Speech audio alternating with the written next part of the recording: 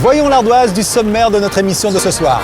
Nos mémoires du zinc seront consacrées à José Garcia pour la sortie du film Pars vite et reviens tard. Dans notre séquence décalage, François Léotard nous parlera du film de Steven Spielberg, Il faut sauver le soldat Ryan. Guillaume Cochin répondra dans la séquence ping-pong à une critique de Paul Vermus à propos de son dernier livre Spermatofolie.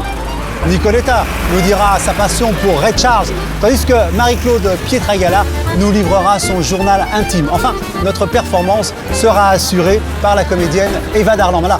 Maintenant que vous connaissez le menu de notre émission, retrouvons José Garcia pour ses mémoires du zinc.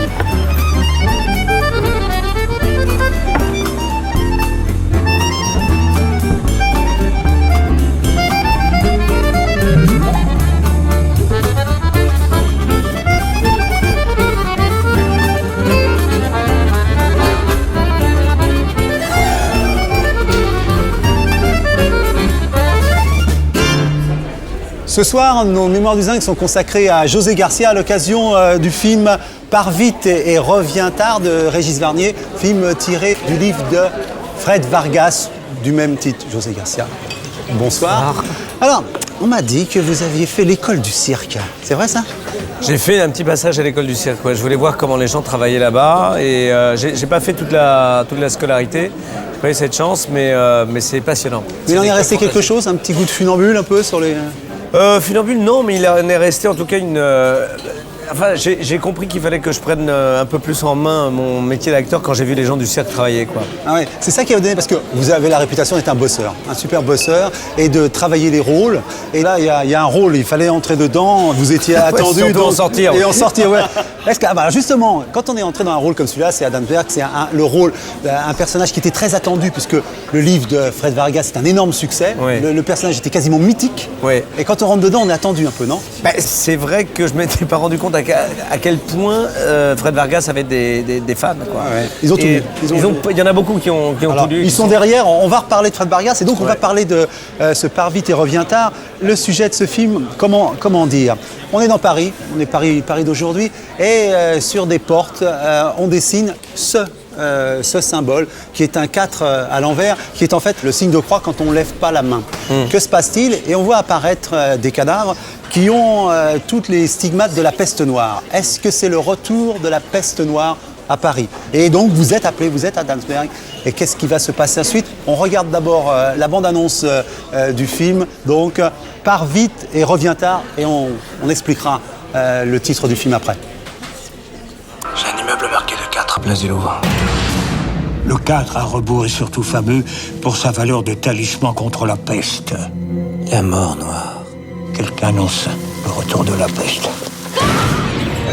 Marianne Bardou, divorcée, un enfant.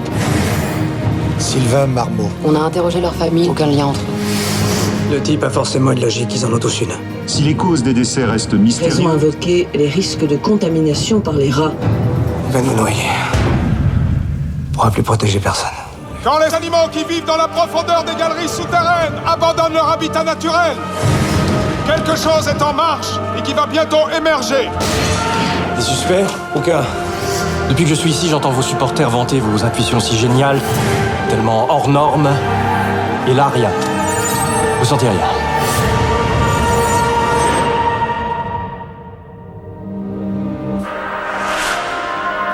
Alors le titre, c'était Pars vite, reste longtemps et reviens tard, c'était parce que la peste était C'était ce qu'on disait aux gens quand un village était touché par la peste, pour qu'ils s'en aillent le plus loin possible et qu'ils ne reviennent jamais. Est-ce que vous connaissiez Fred Vargas avant ce film? Non, pas du tout, je ne l'ai pas rencontré. Oui, elle est comme ça, elle est très mystérieuse. Oui, mais c'est très bien. Moi, je trouve que c'est formidable aussi de laisser son œuvre, c'est sa preuve. Alors, je crois que vous êtes approché de Fred Vargas par le premier, L'homme au cercle bleu, oui, qui est l'apparition du commissaire Adamsberg dans l'œuvre de Fred. Oui. Donc, quand on tombe sur un livre comme ça, on se dit je vais jouer, parce que là c'était sûr. Comment on pratique? C'est très difficile parce qu'en fait, je comprenais pas pourquoi Régis Varnier avait fait appel à moi. C'est vrai que quand on lit et qu'on pense au commissaire Adamsberg, on a du mal à mettre un visage sur cet homme, on a du mal à savoir comment il est habillé. Donc chacun, c'est la force de ces livres, c'est que chacun peut s'inventer un personnage qui lui est propre. Donc la grosse angoisse quand on a présenté le film là maintenant en province, c'est que je me suis dit on va se battre contre un imaginaire, parce que la moitié de la salle l'a lu. Hein. Et ils viennent voir le film pour voir justement si... Et jusqu'à maintenant, c'est assez génial parce qu'on a eu que des bonnes surprises. C'est-à-dire que je pense que les gens qui aiment bien Fred Vargas aiment bien être transportés dans une atmosphère. Et s'il y a une chose qui est restée, parce qu'évidemment une adaptation c'est toujours délicat au cinéma, c'est de préserver un rythme et une atmosphère par rapport au livre. Alors, nos mémoires de zinc, donc 4 rubriques pour en savoir plus sur José Garcia, d'aller chercher un petit peu dans les coins. La première rubrique, Punching Ball, on va vous demander de traiter un sujet d'actualité qui nous a un petit peu énervé. Alors notre Punching Ball, bien évidemment, nous avons un Punching Ball. Alors, quel sujet vous avez choisi, vous avez envie de... Alors le sujet, c'était cette histoire de Louvre bis à Abu Dhabi. À Dubaï Oui, oui, parce que c'est intéressant. Alors, on dit un petit peu l'idée. L'idée, c'est qu'on va un peu franchiser le Louvre, donc on va prêter nos collections de façon à exister un petit peu partout dans le monde, comme le Guggenheim le fait. Oui, même à New York, et oui, il y a beaucoup de musées. Mais moi, qu'est-ce qui vous énerve là-dedans? Écoutez, je ne suis pas énervé par la situation, parce que je trouve qu'il y a tellement d'œuvres qu'on ne verra pas et qui sont cachées au Louvre que je trouve que c'est formidable qu'un musée, si vous voulez, donne ou prête, ou en tout cas fasse faire le tour du monde de toutes ces œuvres qu'on n'a pas l'occasion de voir. Mais évidemment, bon, c'est bien de pouvoir le faire avec des pays riches et de leur louer quand même. En l'occurrence, c'est le cas. Mais l'idée, c'est si on fait ça, ça serait bien aussi de pouvoir donner à des pays qui sont plus pauvres l'opportunité, avec cet argent, de pouvoir leur offrir des moments de beauté. Oui, mais vous avez le sentiment que c'est pas tout à fait ça qu'on nous prépare, quoi. Écoutez, je ne sais pas si c'est ça qu'on nous prépare. En tout cas, une chose, il y a quelque chose qui me fait plaisir, c'est que tout ça sorte des caves pour que les gens le voient. Le deuxième truc, c'est qu'il faut que ça soit bien géré, évidemment, de façon à ce que ça rapporte aussi de l'argent s'il faut au Louvre et tout ça. Mais qu'en contrepartie, évidemment, on puisse aller voir d'autres pays qui en ont besoin, qui ont besoin de culture et qui sont avides de culture et qui ont besoin d'aller voir. Donc je pense à tous nos pays d'Afrique et à beaucoup de pays qui sont en demande, parce qu'il y a des gens qui ont une foi de la langue française, donc qui pourraient voir des œuvres magnifiques. Alors, vous, est-ce que vous êtes en tant que papa avec votre femme, vous prenez vos 2 filles, est-ce que vous allez dans les musées un petit peu là? J'adore ça. Oui. C'est la première chose que j'ai fait à ma fille aînée. À 2 ans et demi, je l'ai emmenée au Louvre, justement, et je l'ai emmenée toucher les statues, chose qui est complètement interdite. Bravo. Oui, mais je trouve que les statues, c'est sensuel. Oui. Si on met pas la main dessus, il y a quelque chose qui se passe pas. Moi, je trouve qu'il y a des types dans l'art contemporain. Je me souviens d'un moment où j'étais allé à Beaubourg, et il y avait une statue, il y avait une œuvre toute en bois, complètement polissée, et je suis arrivé, et j'ai mis la main dedans, et je me suis dit, tant pis, je vais me faire arracher la tête, et le type était à côté, le sculpteur, il m'a dit, bravo. Ah oui. Bravo. J'attendais ça. Là. Oui, j'avais besoin de... Et je trouve que c'est... Alors je comprends qu'on ne puisse pas... s'il y a des millions de... Et les enfants, alors on voudrait bien savoir comment ils se prénomment, moi je le sais, mais nos téléspectateurs ne le savent pas. Lorraine et Thelma. Voilà, Lorraine et Thelma. Lorraine c'est la grande, Thelma la petite. Ouais. Voilà. Oui, c'est ça. Il n'y a pas Louise, me fais pas la blague, sinon il va falloir ressortir le punching. Non, on va passer à ping-pong, c'est beaucoup plus doux. Voilà. Ouais. Alors, cette petite balle de ping-pong, c'est l'idée de revenir sur un article qui vous a soit heurté, soit au contraire fait... mais moi j'ai un truc que j'aime beaucoup, que j'affectionne énormément, c'est d'attendre un peu qu'un film sorte, de voir évidemment toutes les gens de la presse classique, et puis d'aller sur internet voir un peu les blogs. Ah, les blogs, ah oui. Oui, parce qu'on en prend vraiment plein sa gueule, et je trouve ça très drôle. Et j'ai eu en Espagne, je me souviens de certains films qui étaient sortis là-bas, donc comme les gens ne me connaissent pas, alors là vraiment il y a moins de sympathie, vous comprenez. Et je me souviens d'un type qui disait qu'en fait quand je parlais en espagnol dans un film que j'ai fait, qu'on aurait dit qu'il y avait quelqu'un qui était en train de m'écraser les couilles avec un talon. Et ça m'a fait 1 heure de... C'était pour quel film ça? Oh, pour un film, un des premiers films que j'avais fait où je faisais un type qui venait de la jungle amazonienne, donc c'était hyper compliqué. Et donc je devais avoir une espèce de voix... C'est pas avec Carlos Saura, c'est pas avec... Non, mais bon. Non, mais le talon m'a fait penser à Talon Almodovar. Vous n'avez pas travaillé avec lui? Non, je l'ai rencontré plusieurs fois. On a l'impression que ce serait naturel que vous travailliez avec Almodovar. Ouais, mais il faudrait que je remette mes bas et tout le truc que j'avais laissé avec De Caunes. Vous savez, si c'est pour lâcher un souteneur pour aller voir un autre souteneur, ça risque d'être un peu... Justement, sur ce sujet-là, est-ce que dans les critiques, il n'y a pas eu parfois un petit peu de reliquat de cette période? Vous étiez catalogué comique. Trublion, voilà. Et qu'aujourd'hui, vous êtes plus, et vous le souhaitez, sur des rôles dramatiques. Est-ce que le passage des deux n'a pas coincé chez certains? Il faut le temps au temps. Vous savez, je crois qu'il faut beaucoup de temps pour faire un acteur comique. On ne peut pas arriver... les gens ont besoin de vous connaître. Et pour passer du comique au tragique, parfois au tragique ça peut aller vite, mais au drame en tout cas, il faut le temps que les gens acceptent et envie que vous fassiez une mutation. La balle de ping-pong, on sait que sur le blog il se passe des choses violentes. Alors, passion d'auteur. Bon, l'idée de parler de quelqu'un qui soit vous a ému, soit a été important pour vous dans le domaine de la création. Ah, pour moi, oui, j'ai eu quelqu'un qu'on ne connaît pas beaucoup, qui s'appelle Lon Chaney. Lon Chaney. Ouais. Alors ça, j'avoue que je ne connais pas du tout, donc je compte sur vous. Je vais remettre une bûche dans le feu. Voilà. Donc, écoutez, Lon Chaney, c'est un type que j'ai... En fait, j'ai la première émotion que j'ai eue dans ma vie comme ça, au cinéma de minuit. Vous savez, quand on est avec deux chaînes, il y avait un type qui faisait le fantôme de l'opéra. Tout le monde se souvient de ce visage horrible qui me terrifiait. Et donc, j'ai toujours eu une image terrible. Donc, acteur quoi, anglais, américain? C'était un acteur américain, un homme qu'on appelait l'homme aux 1000 visages. C'est un type qui a travaillé souvent avec Todd Browning. Donc qui a fait, bien sûr, les monstres X et tout voilà. Ça. C'est un visage extraordinaire. Le travail de ce type-là est impressionnant. Moi, et sa destinée alors, qu'est-ce qui lui est... Sa destinée, en fait, il est mort après le fantôme de l'opéra parce qu'il a fabriqué ce masque qui est assez terrifiant et avec les produits qu'il a utilisés, il a chopé un cancer de la peau, il est mort. Mais tout ce que ce type-là a fait, c'est extraordinaire. Il a fait des prouesses physiques, des choses absolument démoniaques. Et on l'appelait l'homme aux 1000 visages. Et moi, je me suis inspiré de lui quand je travaillais avec De Caunes. Ah, d'accord. Parce que je trouvais ça formidable de voir le côté versatile. Justement, c'était quelqu'un qui travaillait sur le corps aussi, qui était capable de faire, par exemple, vous savez, quand vous faites un cul de jatte, il faut se coincer la jambe derrière pendant des heures, vous n'avez plus de circulation sanguine. Et tenir en cul de jatte, c'est un truc de fou furieux. Et lui, il a fait des films entiers, quoi. Il y a des DVD qui sont sortis. De toute façon, maintenant, c'est droit de lit. Enfin, je ne touche pas là-dessus, mais le fantôme de l'opéra, si vous voulez regarder le plus beau. D'accord, avec plaisir. Journal intime. Alors pour ce journal intime, je fais une petite caméra, voilà, que vous prenez en main. L'idée est de nous emmener dans un endroit ou dans un moment que vous affectionnez particulièrement et qui est de l'ordre de votre intimité. Où est-ce que vous avez envie de nous emmener, José Garcia? Et parce qu'il y a un truc que je sais aussi de vous, c'est que vous aimez bien voyager dans le luxe. C'est ça? De façon... Voyager est un art, oui. C'est parce qu'en fait, ça vient du fait que... Vous avez voyagé dans des conditions difficiles. La Galicie, tout droit, en voiture. 48 heures de train. Racontez-nous un petit peu comment on partait, la famille Garcia. Comment? Je vais vous filmer parce que quand je vois votre visage, je vous vois désespéré. Alors, comment la famille Garcia partait?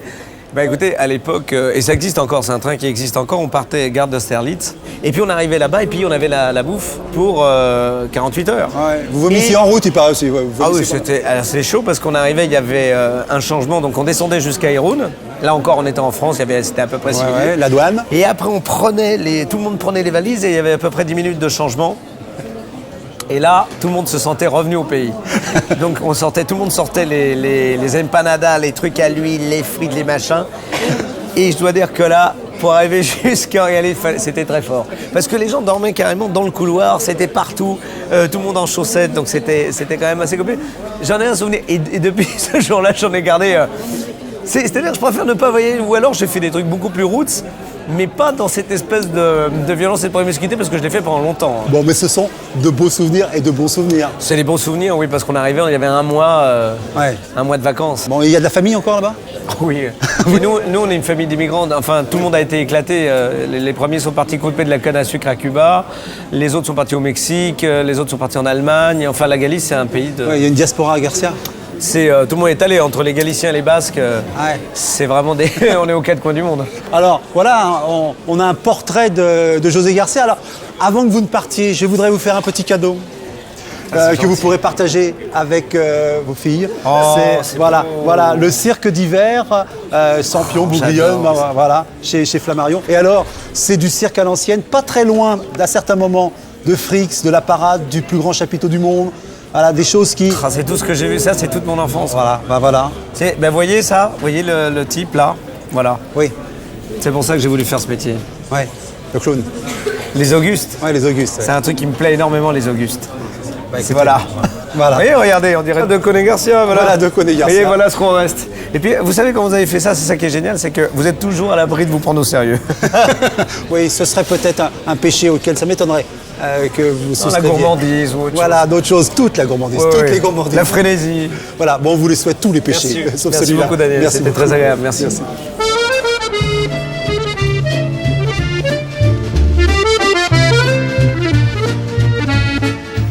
Dans notre séquence décalage, François Léotard nous parle du film « Il faut sauver le soldat Ryan ».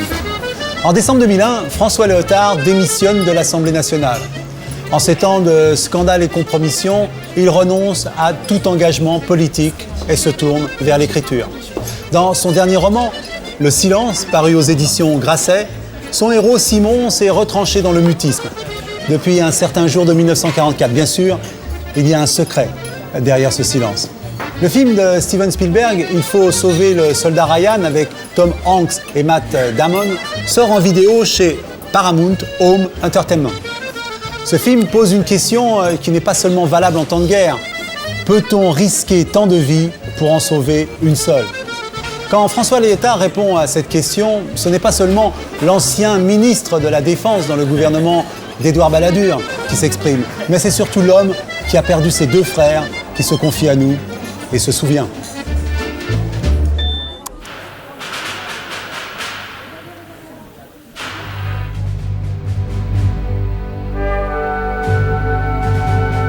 Toute cette histoire, elle n'est pas, comme disait Shakespeare, signifying nothing. Cette histoire, elle signifie quelque chose. C'est pas n'importe quelle guerre. C'est une guerre qui a été faite au nom des hommes libres, pour la liberté.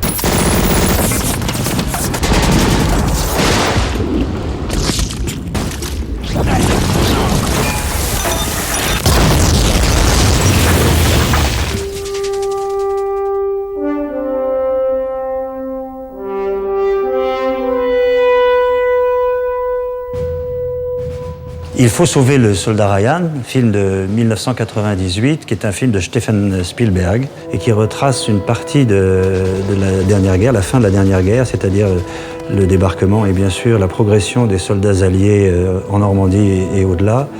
Et ce drame qui a illustré malheureusement plusieurs familles américaines de la perte de plusieurs enfants de la même famille. S'instaure une histoire, une très belle histoire de recherche d'un des fils de la famille Ryan. 3 d'entre eux sont morts. Je viens d'apprendre que cet après-midi, leur mère va recevoir les 3 télégrammes. Ce n'est pas tout. Il y a un 4e frère, le plus jeune, qui a été parachuté avec la 101e aéroportée avant le débarquement.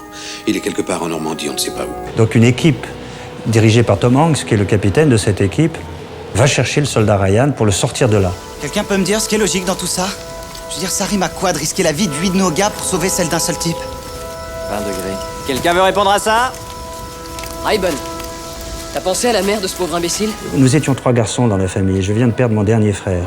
Et je peux vous dire que cette idée, en fait, de solidarité masculine que l'on ressent avec des frères, cette idée que quand il y en a un qui meurt, on meurt un peu aussi avec lui, parce que c'est toute l'enfance qui disparaît, cette idée-là, on la ressent profondément dans le film. Tes frères ont été tués au combat.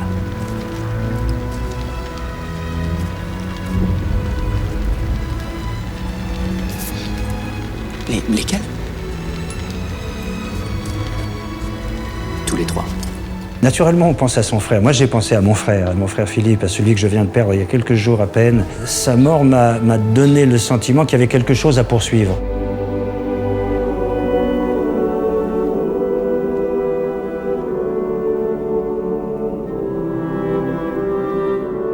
La scène du film, je crois, qui a touché le plus le public, et à juste titre, c'est la scène du débarquement lui-même. Les barges de débarquement à certains endroits, était exactement dans l'axe de tir des mitrailleuses allemandes. Ce sentiment de gaspillage de la vie. Et ces jeunes gens, là, c'est ça qui est très émouvant. La plupart d'entre eux ne savaient même pas où était la Normandie. Tom Hanks, dans sa compagnie, a perdu pratiquement la quasi-totalité de sa compagnie. Quand j'ai commencé à grandir à l'école communale, puis petit à petit au lycée, sur les murs, il y avait marqué US Go Home. C'était une insulte, une gifle sur le visage de ces soldats. Et donc ça m'a beaucoup tourmenté, cette injustice.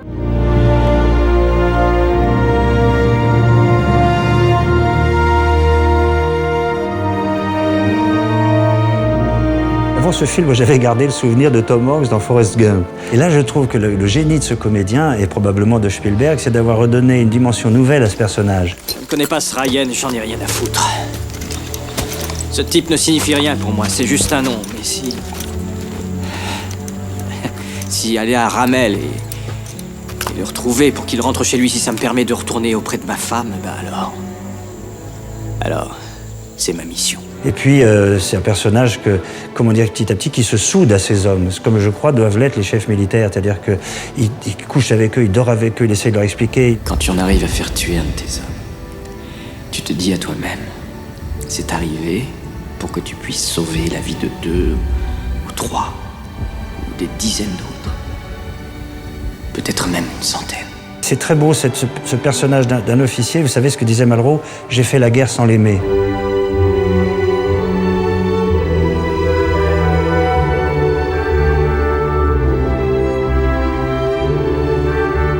La découverte de Ryan est très très belle parce qu'enfin ils arrivent à la fin de leur mission et ils se disent ça y est, on va retourner au pays maintenant. Et puis ils s'aperçoivent qu'il va y avoir un combat, que ce combat-là, est-ce qu'ils peuvent s'en exonérer, est-ce qu'ils peuvent partir? Et Ryan leur dit non, moi je ne vais pas avec vous.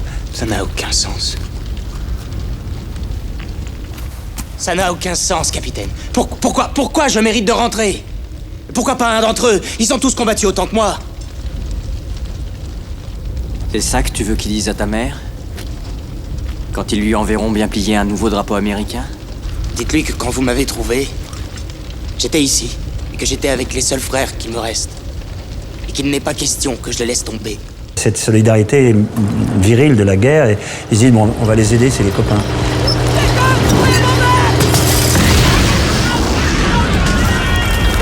Il traverse! Il est toujours actif! Non, Ryan! Couche-toi! Couche-toi! À la fin du film, il y a cet acharnement d'abord de Tom Hanks qui est blessé. Il va mourir et il tombe dans les bras de Ryan. James mérite ça. Mérite-le.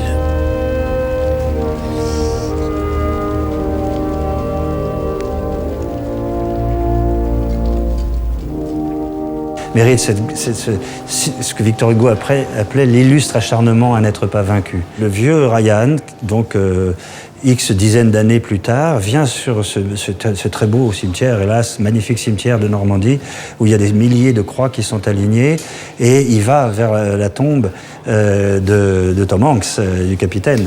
Chaque jour, je pense à ce que vous m'avez dit ce jour-là sur ce pont. J'ai essayé de vivre ma vie du mieux que j'ai pu. Et j'espère que ça a suffi. J'espère qu'en tout cas, à vos yeux, j'ai mérité ce que vous avez tous fait pour moi. Et je me souviens d'un jeune légionnaire sur son lit au Val-de-Grâce. Il avait perdu la jambe juste à la hauteur de l'aine. En allant porter secours, d'ailleurs c'est exactement comme dans le film, il allait porter secours à un de ses camarades de la Légion, c'est un Polonais. Et je vais le voir, il était là, il avait son képi de la Légion, il était beau comme tout, un garçon de 22 ans, magnifique. Et il me dit, vous savez, monsieur le ministre, moi je veux pas de décoration, je veux pas d'argent, je voudrais bien être français. Et je suis revenu chez moi, je me suis dit, au fond, est-ce qu'on mérite ça? C'est un peu la même question que Hanks. Est-ce qu'on mérite ça?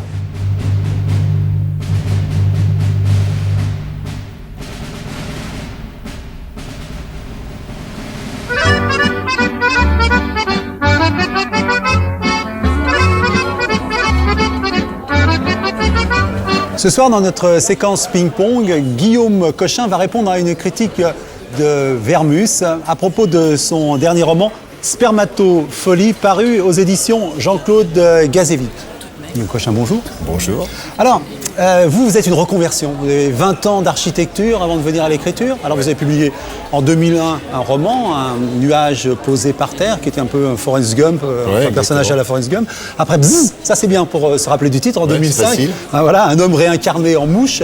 Et là vous publiez Spermatofolie, l'histoire d'un jeune homme, Guillaume, qui est un peu perturbé, enfin il est préoccupé par la masturbation, et il trouve un sens à sa vie en donnant du sperme à une banque. Mais on va voir que les choses vont un petit peu se compliquer. Alors, j'ai envie de dire, avec ces 3 sujets, que c'est un peu vous, côté architecture, du baroque à la Gaudi, plus que de l'haussmannien, vos sujets, non?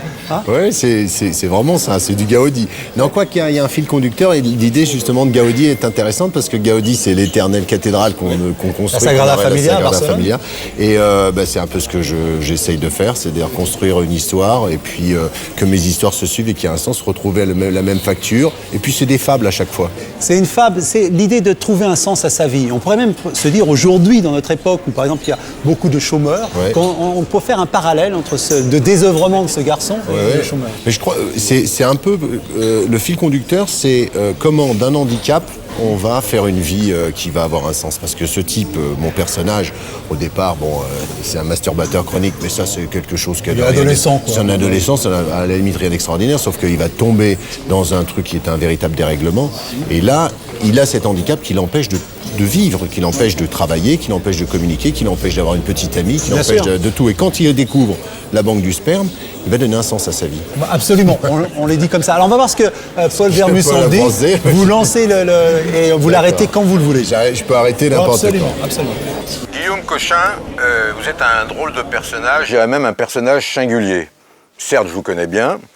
Je sais que vous êtes architecte et de formation, et c'est ça qui m'inquiète d'ailleurs, parce que quand vous construisez un bâtiment, vous allez au bout de votre bâtiment.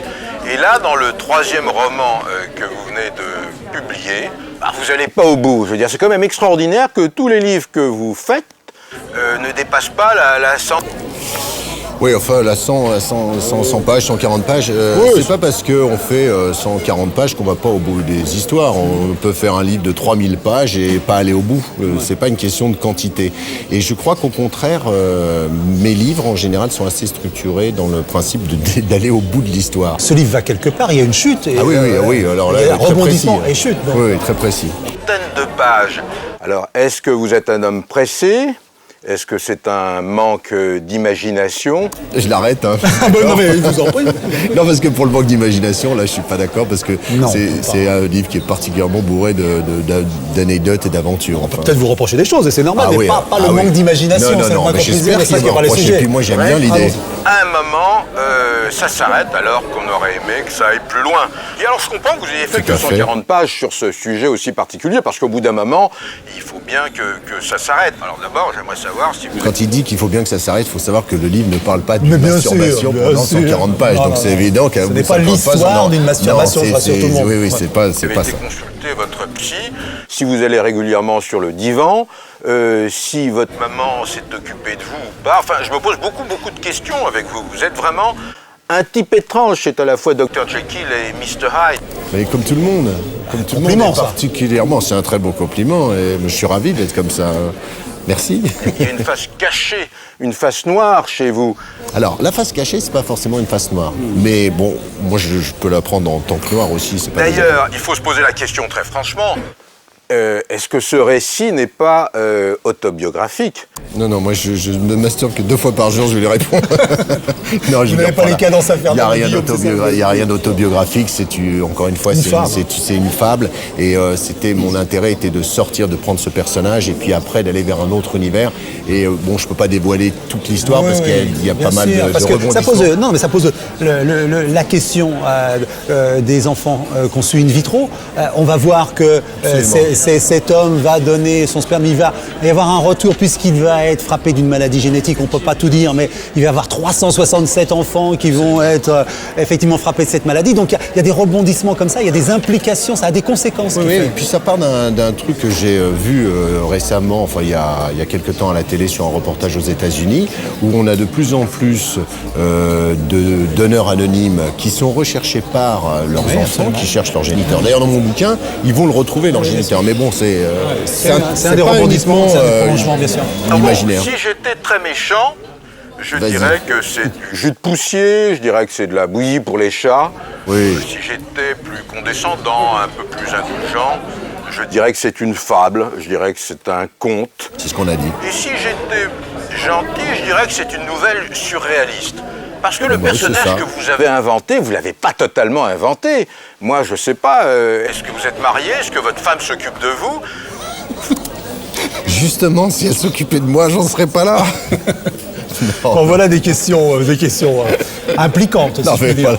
Non, mais ce qui est intéressant, c'est que, c'est ce que je disais tout à l'heure, c'est que finalement, ce sujet est tellement peu abordé que quand on aborde ça d'une manière ou d'une autre, ça focalise l'attention d'une critique. C'est-à-dire la critique va se porter sur ça, va pas se porter sur autre chose. C'est un truc qui touche quand même, qui titille bien. Avec vous, l'histoire est originale, mais vous écrivez un peu comme on enverrait des télégrammes. Je veux dire, c'est des phrases. Oh non, j'aime bien, c'est des télégrammes, il y a pas mal de parties que je revendique comme poétiques dans ce livre, et effectivement, je marche en phrase courte, mais bon, oui, c'est pas tout à fait le style de la postière. Non. Courte.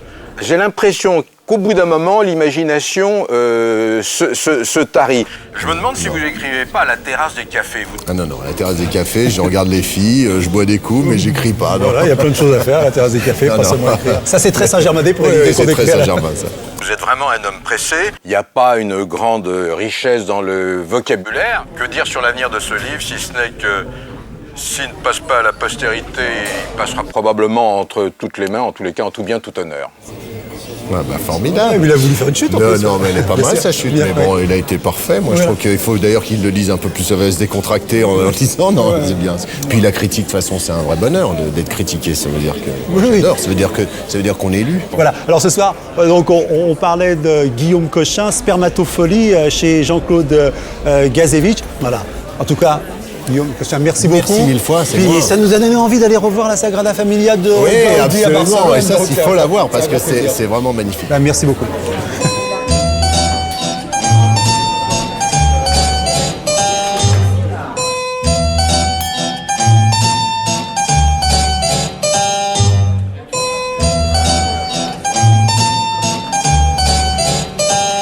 Nicoletta nous dit sa passion pour Ray Charles. Nicoletta est ce qu'on appelle une voix qu'elle fait vibrer dans d'énormes succès comme Il est mort le soleil ou Mamie Blue. Nicoletta fêtera ses 40 années de carrière le 12 février 2007 au Théâtre des Variétés à Paris. Dans son nouvel album, Le Rendez-vous, sorti chez Philips Universal, Nicoletta reprend de grands standards de jazz tels que Summertime ou Georgia on My Mind en souvenir de son ami Ray Charles. Ray Charles, the genius, disait de Nicoletta, c'est la seule blanche qui a une voix de noir. Sacré compliment pour celui qui ne se contenta pas d'être un génie, mais fut aussi une des grandes figures de l'émancipation des Noirs aux États-Unis dans les années 60. Quant à moi, j'aurais adoré être une petite souris pour voir Nicoletta dans un restaurant chinois de Montréal découper la viande d'un Ray Charles hilar. La passion est aussi faite de ces petites anecdotes, non ? Alors, 1967, je pars à Montréal avec mon premier album pour faire une série de télévision et de promotion. Et je vois dans tout Montréal des affiches. Ray Charles, Ray Charles, Ray Charles. Et je fais à mon producteur, c'est bien joli tout ça de travailler. Je vais voir mon idole, Ray Charles, je l'adore, je veux aller le voir. Et je peux le voir un jeudi, en fait c'est un jeudi. Et quand il a su que j'étais une artiste Barclay, il nous invitait à dîner. On est parti dans le quartier chinois à Montréal. Et je garderai longtemps le souvenir ému de voir Ray qui baissait toujours l'oreille vers moi et qui me tenait mes petits poignets pour savoir comment j'étais et comment marchait mon cœur et ma vie. Il touchait toujours le poignet des gens pour comprendre quel tempérament elle pouvait avoir. Et je lui coupais sa viande parce qu'il avait des difficultés. Je trouvais ça magnifique. Et les jours se passent et arrive le printemps. C'était en décembre 67, arrive 68. Évidemment, avec tout ce qu'on sait, ce qui s'est passé en 68, il y a eu une chose douloureuse pour Ray Charles. On sait tout ce qu'il a fait pour la musique noire, bien sûr la musique mondiale, parce que pour moi, il est le premier noir, avec Nat King Cole, il est le premier noir à su se faire aimer aussi bien des blancs que des noirs dans le monde entier. Et pour ça, il a ouvert un sas fabuleux pour tous ses copains qui sont arrivés derrière, c'est-à-dire Otis Redding, James Brown, Aretha Franklin, tous ces gens qui sont venus après lui. Il a débuté en 51, il ne faut pas l'oublier.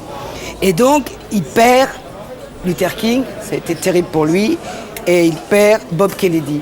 Et je reçois, quelques jours plus tard, de l'aéroport d'Orly, on partait à New York depuis Orly à cette époque, un billet d'avion, première classe, pour aller à New York. Je ne voulais pas y aller toute seule, j'invite une amie, Chian, viens avec moi, tu parles mieux anglais que moi, il faut venir à New York, Red Charles m'invite. Et on a passé 8 jours extraordinaires. On est parti un soir, il m'a emmené manger avec mon ami dans un restaurant français, à la Toque Blanche, à New York, on a rien mangé d'ailleurs. Et je me souviens, il y avait encore la ségrégation dans New York, parce qu'il était venu sans cravate. Et on n'a pas voulu laisser Red Charles s'asseoir dans la salle de restaurant s'il ne mettait pas une cravate. Donc au vestiaire, on a trouvé une. Et dans mon hôtel, il n'avait pas le droit de monter dans les étages. Quand il venait nous chercher avec son chauffeur, on nous téléphonait. Moi, un premier jour, j'ai dit, il peut monter. Amen. Non, no niggas in the lobby. Mais comment il vivait cette ségrégation alors? Oh ben on était bien élevés, on ne lui disait pas qu'on nous avait dit ça. On était jeunes en plus, on avait 23, 24 ans, on ne voulait pas le froisser, on était très choqués. Hein. Il y avait encore ça aux années 70. Et sa carrière, sa carrière marchait bien. Comment vous à l'époque, les grandes étapes de sa carrière pour vous, c'est quoi? Le démarrage, c'est quand il a fait I've Got a Woman. I got a woman way over town that's good to me. Oh yeah. I've Got a Woman, ça a choqué les gens, bien sûr, parce que bon, quand on chante le gospel, on est de croyance anglicane et on fait partie de ces obédiences-là.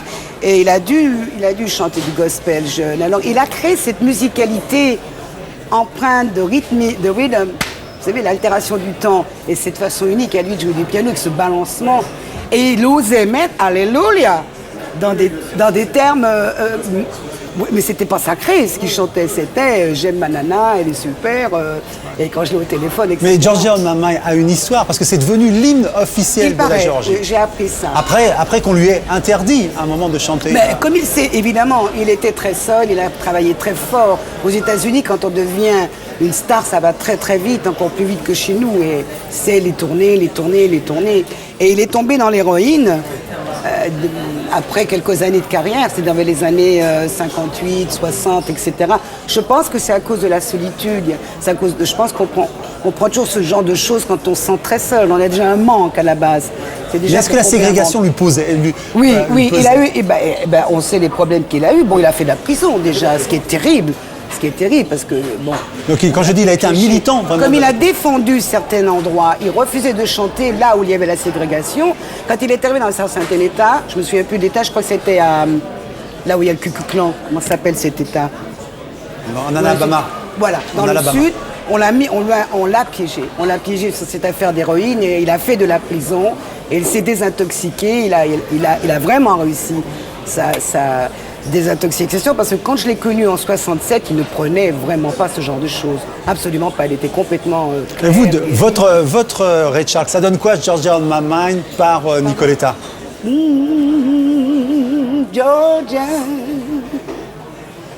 Georgia, no peace I find, just an old sweet song keeps Georgia on my mind. Merci beaucoup en tout cas pour ce Ray Charles et puis pour ce Georgia on My Mind. Merci.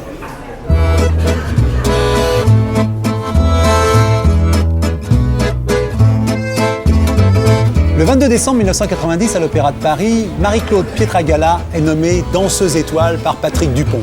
Marie-Claude Pietragala devient la Pietra. La consécration suprême pour la petite fille que sa maman avait inscrite à un cours de danse pour lui donner un joli maintien. Du maintien, la Pietra n'en manquera pas dans tous les rôles du répertoire avec les plus grands chorégraphes, Nureyev, Roland Petit et Caroline Carson. Elle dirigera le Ballet National de Marseille, le quittera et pas sur la pointe des pieds. La Pietra a du maintien et du caractère, origine corse oblige. Elle créera sa propre compagnie, la Pietragala Compagnie, dont le dernier spectacle, Conditions humaines, est actuellement en tournée et sera au Palais des Sports du 23 au 28 mars. Un bel hommage aux gueules noires, inspiré de la catastrophe de Courrières qui tua plus d'1 millier de mineurs au début du siècle dans le Pas-de-Calais. Dans son journal intime, Pietragala fait un parallèle émouvant entre le travail du mineur et celui du danseur. Cette façon d'extraire de l'obscurité la chaleur et la lumière, comme le faisait si merveilleusement bien son maître, Rudolf Nureyev.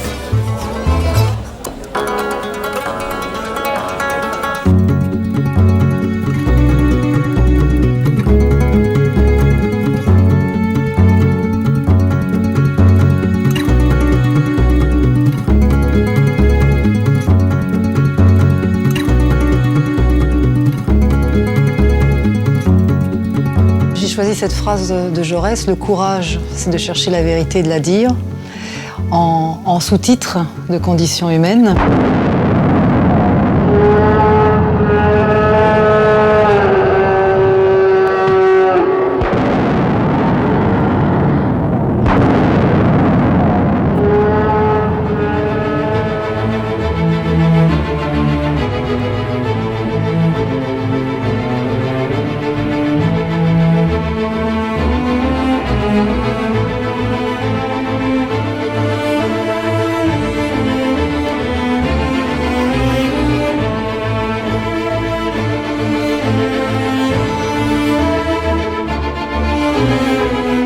Jaurès parlait d'ailleurs d'ambivalence entre les ouvriers et la condition ouvrière et sociale, et puis de cette administration complètement déconnectée de cette vie ouvrière, des actionnaires anonymes, et tout ça, pour moi, ça a résonné comme quelque chose de très très actuel. On peut faire un parallèle en tous les cas pour effectivement le mineur va chercher le charbon et remonte le charbon et permet effectivement d'avoir qu'on ait de la lumière. Et le danseur, il irradie sur scène.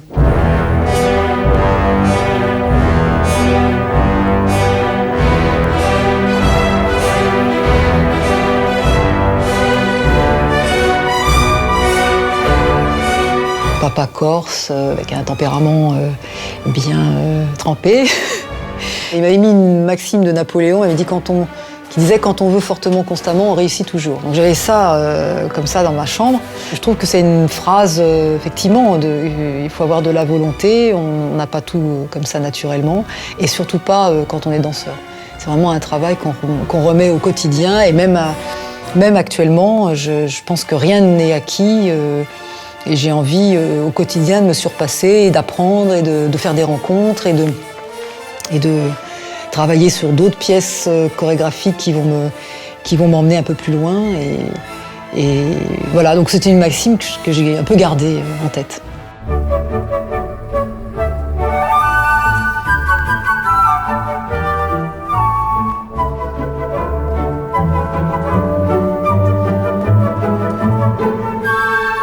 Alors, il y a eu une rencontre assez incroyable pour toute ma génération de danseurs qui étaient à l'opéra en même temps que moi. C'est la rencontre avec Rudolf Nureyev. C'est quelqu'un qui était très autoritaire et qui avait une idée très très précise de ce qu'il voulait faire aux danseurs de l'Opéra de Paris. Et si on ne passait pas exactement par le chemin qu'il voulait, voilà, on mettait un peu plus de temps. Avec une grande lucidité, je pense qu'à l'époque où je l'ai rencontré, il avait tout à fait raison de me faire attendre. Et j'ai été nommée danseuse étoile en interprétant un de ses rôles-titres, donc le Don Quichotte, le rôle de Kitri dans la version de Rudolf Nureyev. Au-delà de ce caractère difficile, c'est quelqu'un qui était animé d'une grande passion de la danse, qui ne vivait que pour la danse et qui a su nous transmettre cette passion, ces émotions. Et donc on ne pouvait avoir que du respect et de l'admiration pour lui. You cannot take me, you cannot shake me, you never stop me, you will not break me. I got a loose cannon inside of me and I know that nothing is impossible. Je suis très très admirative de tout le courant hip-hop qui existe maintenant dans la danse, parce que d'abord ce sont des danseurs qui ont une détermination, une énergie, et qui en plus travaillent énormément. On peut assimiler d'ailleurs la technique du hip-hop, qui est une technique très très difficile, à celle de la danse classique. J'ai commencé par le ballet en fait, le ballet classique quand j'avais 5 ans.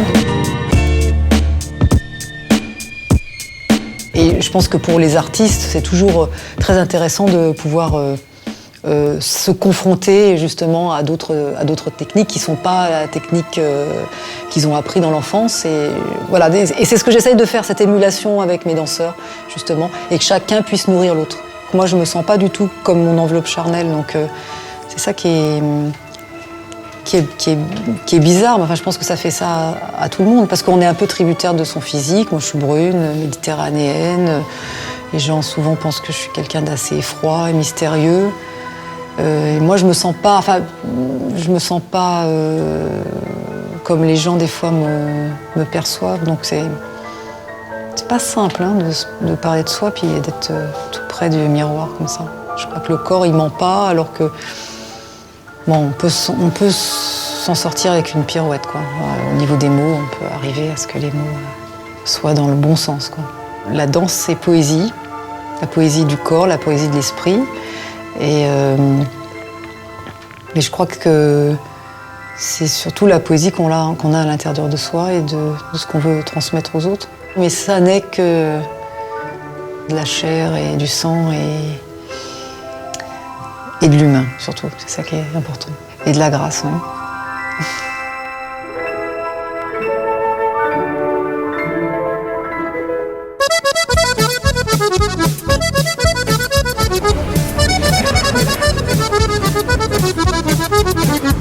Notre performance ce soir sera assurée par Eva Darlan avec un extrait de son spectacle Divin Divan au Théâtre des Mathurins depuis le 24 octobre jusqu'à que mort s'en suive. Jusqu'à ce que mort s'en suive. Alors, quand j'ai vu ce spectacle, je me suis dit, c'est vraiment pas une publicité pour la psychanalyse. Quand on a vu ça, on veut plus.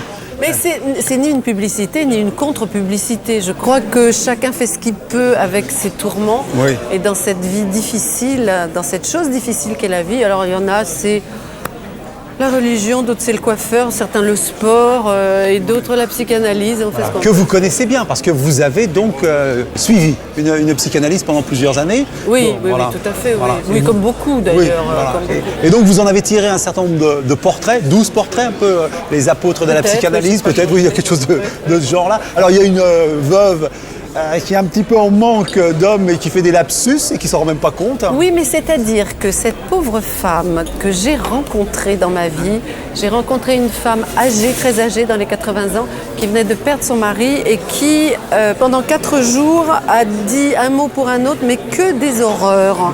Que des horreurs. C'est-à-dire qu'au lieu de dire vite, elle disait bite. Que des horreurs tout le temps. Et ça nous a tellement décontenancés qu'on ne lui a pas dit. Et au bout de 4 jours, ça a été terminé. Ouais. Donc c'était un traumatisme passager, léger, mais qui a donné ça. Au résultat, c'est étrange. Oui, qui est formidable, qui est formidablement drôle. Alors il y a des mamans inquiètes, bien évidemment, qui amènent leur enfant pour presque rien, j'allais dire. Oui, enfin surtout, c'est elles qui devraient se soigner quand même, hein, qui sont des mères possessives. Voilà, mères possessives, névrosées. Alors bien sûr, il y a cette espèce de saisissement qu'ont beaucoup d'analysés, de s'apercevoir qu'en fin de compte, dès que le psychanalyste a refait son appartement, l'analyse est terminée, c'est-à-dire l'impression d'avoir donné de l'argent pour... C'est-à-dire qu'effectivement, chez mon analyste à moi, un jour j'arrive et je vois le plafond, il y avait un très joli ciel en trompe-l'œil, avec des nuages, des oiseaux, etc. Et je me suis dit... Enfin, quand même, il y en a un morceau à moi là-dedans. C'est grâce à moi que ce ciel existe. D'accord. Alors, est-ce que ça va vous servir aussi pour le cinéma ou la télévision? On vous a vu dans Je vous trouve très beau d'Isabelle Mergo récemment. On vous a vu à la télévision, Proviseur. Est-ce que vous sentez que cette expérience-là va nourrir vos... Non, écoutez, moi, de ce que j'ai fait, comment dire, appeler pompeusement et tristement ma carrière, j'aime pas ce mot-là parce que je trouve que ça sent le sapin, quoi. C'est vraiment... On fait le bilan, on se retourne et que c'est comme si c'était fini. Non, voyons devant. Voyons devant. Donc si vous voulez, de tout ce que j'ai fait, il n'y a jamais eu une chose qui a déclenché une autre. C'est l'accumulation des choses qui a fait que. C'est des gens qui ont vu il y a longtemps Merci Bernard Palace et qui tout d'un coup revoient ce spectacle et qui se disent « Ah mais oui, mais si », etc. Enfin, les choses n'ont jamais rapporté immédiatement. Alors, on va donc écouter un extrait de votre spectacle, parce qu'il y a tout au long du spectacle un cours, j'allais dire, comment faire de son enfant un bon névrosé. Et vous allez nous expliquer. Eva Darlan, si vous voulez bien, jeunes gens, nous écouter. Bien sûr. Alors, comment faire un bon névrosé? Alors, pour faire un bon névrosé, prenez un enfant, le vôtre. De préférence, prenez-le si possible dès la naissance. Plus vous commencerez tôt, meilleur sera le résultat. Alors, dès la naissance, couvez-le sans arrêt. Ne le lâchez surtout pas. Interdisez que d'autres l'approchent. Sa maman est la personne dont il a le plus besoin. Devant l'enfant, dites à votre mari que désormais, vous n'avez plus besoin de lui, car c'est votre petit qui a donné un sens à votre vie. N'hésitez pas à renvoyer les nounous à la moindre peccadille. De toute façon, elles sont toutes plus lamentables les unes que les autres, chérie. À l'âge de l'école, ne mettez pas votre enfant à la cantine. La nourriture des autres est empoisonnée. Seul, vous savez ce qui est bon pour votre enfant. N'hésitez pas à aller voir l'institutrice dès qu'une note vous semble injustifiée. Et dites bien à votre enfant que si ses résultats scolaires ne sont pas bons, c'est la faute de la maîtresse. Changez-le d'école à la moindre occasion. De toute façon, aucune n'est à la hauteur, mon amour. À l'adolescence, vous devriez récolter ce que vous avez semé. Si votre enfant vous bat, c'est que sa musculature s'est correctement développée. S'il vous vole, c'est qu'il a des besoins. Et s'il essaye des substances diverses et variées, c'est le signe d'une bonne curiosité. Et si à l'âge adulte, vous le retrouvez à la une des journaux dans la rubrique Crimes et délits, dites-vous bien que vous n'avez rien à vous reprocher. Découpez sa photo et collez-la dans ce joli album acheté pour cette occasion. Bonsoir. C'était donc un extrait de Divan que vous pourrez retrouver au Théâtre des Mathurins depuis le 24 octobre jusqu'à plus soif. Jusqu'à plus soif. Jusqu'à plus soif. Nous, on va boire un verre. En tout cas, merci Daniel. Merci beaucoup pour cette leçon de névrose. J'espère que tout le monde a pris des notes et va nous fabriquer de jolis petits névrosés. Voilà, c'est terminé ce soir pour Café Picoulé. N'oubliez pas que vous pouvez nous retrouver toute la semaine sur france5.fr. Restez avec nous pour le dossier Schaeffer d'Arnaud Poivre d'Arvor. Ce soir, il nous emmène au cœur des enquêtes criminelles. Bonsoir et à vendredi prochain pour un nouveau Café Picouli.